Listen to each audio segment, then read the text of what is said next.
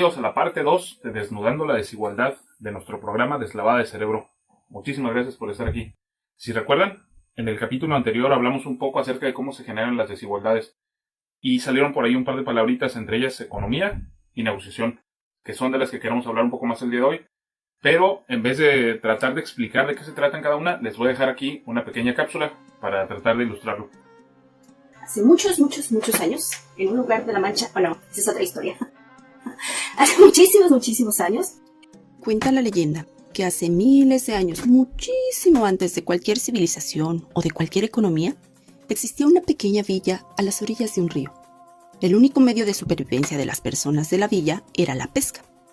Pero al no existir herramientas o inventos aún de ningún tipo, el único modo de atrapar peces era hacerlo con sus propias manos. Todos los días era la misma historia. Pescar, comer, dormir. Un día, una chica de esas necias, medias locas, se le ocurrió hacer un algo. Pensó, bueno, ¿qué tal si diseño algo que me ayude a pescar no uno, sino 2 peces? Pero como tenía que dedicar todo el día en atrapar su comida, no le quedaba tiempo para concentrarse en fabricar su herramienta. Sin embargo, cada día se convencía más a sí misma de que la única forma de salir de ese círculo, pescar, comer, dormir, pescar, comer, dormir, era conseguir hacerse de su herramienta. ¿Pero cómo? No había tiempo para eso. Llegó finalmente el día en que se armó de valor y tomó la dura decisión de quedarse todo un día entero sin comer, dedicar todo el tiempo del día para trabajar en el artefacto que hasta ese momento no existía más que solo en su mente. El resto de los pobladores la miraban raro y con incertidumbre. A ella no le importó. Al día siguiente fue con su invento y comenzó a pescar. Y lo intentó, pero sorpresa, no logró nada. No pescó ni un solo pez. Entonces la pobre mujer ya tenía 2 días enteros sin comer, moría de hambre.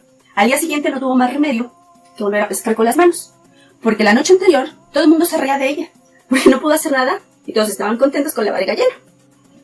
Entonces volvió a pescar con sus manos, un día, otro día, pero mientras pescaba, miles de ideas bombardearon su cerebro y dijo, ok, ahora lo tengo, voy a hacer algo. Fue y diseñó su herramienta, que era, quién sabe, se quedó sin comer otro día. Pero entonces, el siguiente día que ella va a pescar, usa su herramienta y ¡guácatelas! ¡Sorpresa! Funcionó. Entonces, ya no tenía un pez, pudo pescar 2 peces. Oh, ella estaba asombrada y pensó, ok, tengo más tiempo para descansar. Pescó su comida del día y la del día siguiente. De esta manera ella aprovechaba un poco más el día, pasaban los días y ella podía disfrutar del viento, de la luz, del aire, las montañas. Tenía un mejor sueño porque podía preparar su lugar para descansar todos los días con más calma. Y entonces con su tiempo libre pensó, ok, ¿y si diseño algo diferente? Algo que en lugar de pescar 2 peces me ayude a pescar 3 o más. Fue así como surgió la idea de usar una red. Pensó que podía tejerse una trampa que dejara pasar el agua, pero que no dejara pasar los peces. Días y días de su tiempo libre los dedicó a perfeccionar su idea de la red, en conseguir los materiales necesarios para fabricarla. Intentos iban y venían. Al principio era demasiado pequeña, luego demasiado pesada, luego demasiado quebradiza, pero su obstinación nunca se dobló. Por fin llegó el día en que el nuevo artefacto funcionó. Con su pequeña red consiguió atrapar no 3, sino 5 peces en un solo día. Eso prácticamente le dejaba la semana libre para descansar del arduo trabajo de la pesca, lo cual desató no solo el asombro, sino también la envidia del resto de los habitantes de la villa, quienes estaban condenados a seguir pescando todo el tiempo para poder sobrevivir, para evitar el hambre, pues no tenían la menor idea de cómo Sofía había conseguido tan maravilloso artefacto. Fue así que a Javier, uno de los tantos pescadores, se le ocurrió el primer trato de la historia. Él planteó a Sofía que le dejara usar la herramienta, que le enseñara cómo utilizarla. A cambio, él le pagaría con un pez por cada día que Sofía le permitiera utilizarla. Y con esto, ambos ganaron. Por cada 5 peces que Javier atrapaba, le pagaba 1 a Sofía. Usaba 1 para su propio consumo y aún le quedaban 3 para no tener que pescar los siguientes días. Luego vino Pepe, con quien Sofía hizo un trato similar. Y luego Rebeca, y luego Alfonso. Pronto, toda la villa se beneficiaba del extraordinario invento de Sofía, y Sofía tenía ahora todo el tiempo del mundo, pues no necesitaba pescar más. Le quedó tiempo para hacerse de ropa, para conseguir una choza y eventualmente para construir más redes, pues era la única persona en el mundo con el conocimiento necesario para fabricarlas. Pronto, la villa de Sofía disponía de tantos peces que la villa de pescadores comenzó a hacer intercambios con la villa vecina, en donde todo el mundo eran recolectores de frutas y quienes hasta ese momento era lo único que tenían para sobrevivir.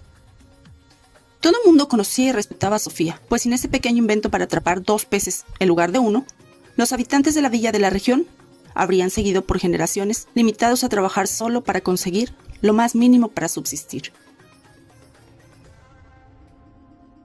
Si se fijan, economía no necesariamente tiene que ver con dinero. De hecho, la economía existe muchísimo antes de la existencia del dinero. Y tiene más bien que ver con las relaciones entre las personas para beneficiarse unos y otros. De hecho, tiene que ver incluso con las interacciones que tenemos con otras especies, plantas y animales.